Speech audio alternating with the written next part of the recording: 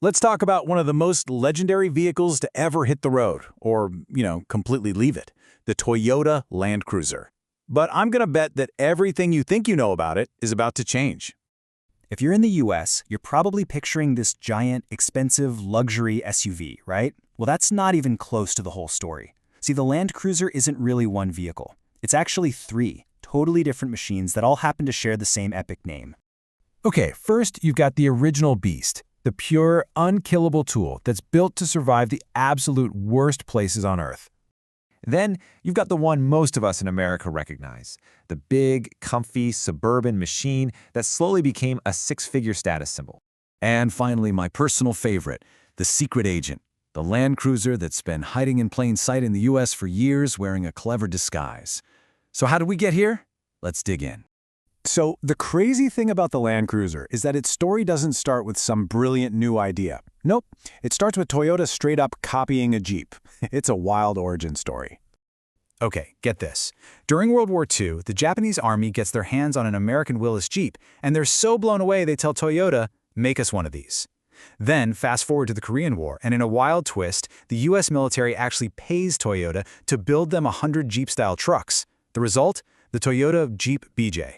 And it was actually bigger and had a more powerful engine than the American one it was based on. Of course, they couldn't keep calling it a Jeep, so in 1954 they picked a name that would go head-to-head with their big British rival, the Land Rover, and just like that, the Land Cruiser was born. And from that, boom, a global icon was unleashed. We're talking more than 10 million Land Cruisers sold around the world. It built this insane reputation for reliability. But here's where the story starts to get a little complicated.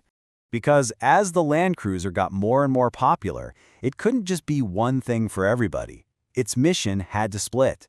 And this right here, this is the exact moment the family tree branched out, creating three separate legends. And this split is the reason why a Land Cruiser you'd see in the Australian outback looks nothing like one you'd see in Beverly Hills, and it's also why there's a secret one that's been hiding out at Lexus dealerships. Let's break down each branch. First up, we've got the real deal, the direct descendant of that original military vehicle. This is the pure, unfiltered soul of the Land Cruiser brand, the heavy-duty series. This is the Land Cruiser you buy if you run a mine, or a farm, or an aid organization in the middle of nowhere. This is not a family car. It's a tool, a piece of equipment with one job: do not break. Period. Check this out. This is the J70 series, and it's basically a living fossil. This truck has been in production, with updates of course, since 1984. You can literally walk into a Toyota dealership in Australia right now and buy a brand new truck based on a 40-year-old design. Why? Because it's built for survival, not for comfort. There's an old saying that just perfectly sums up this truck's reputation. If you want to get into the Outback, you take a Land Rover, but if you want to come back, you take a Land Cruiser. That says it all, doesn't it? All right, now for face number two. This is the one you probably know.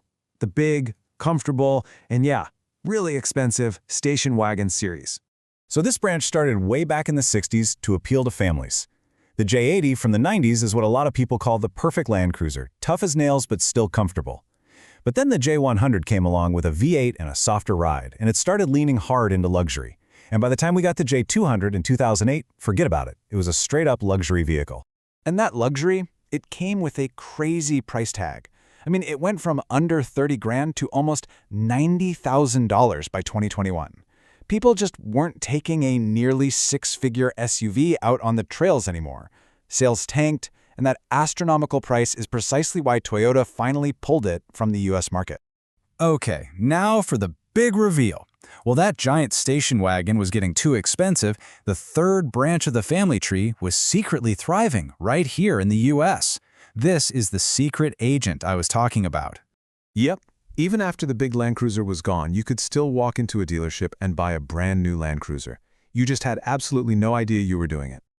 See, all over the world, there's a light-duty Land Cruiser called the Prado.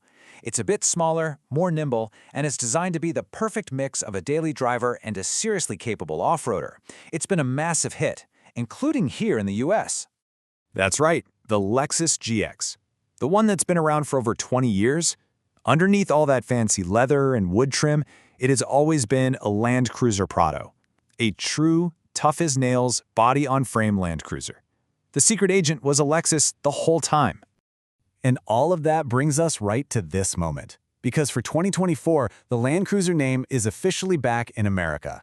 But it is probably not the one you're expecting. This all-new Land Cruiser?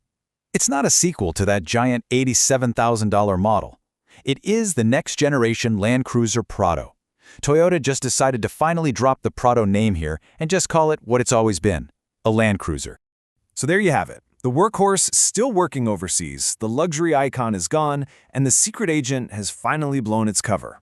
This new Land Cruiser is smaller, cheaper, and way more focused. So the real question is, does this new face truly live up to that legendary name? Well, that's for you to decide.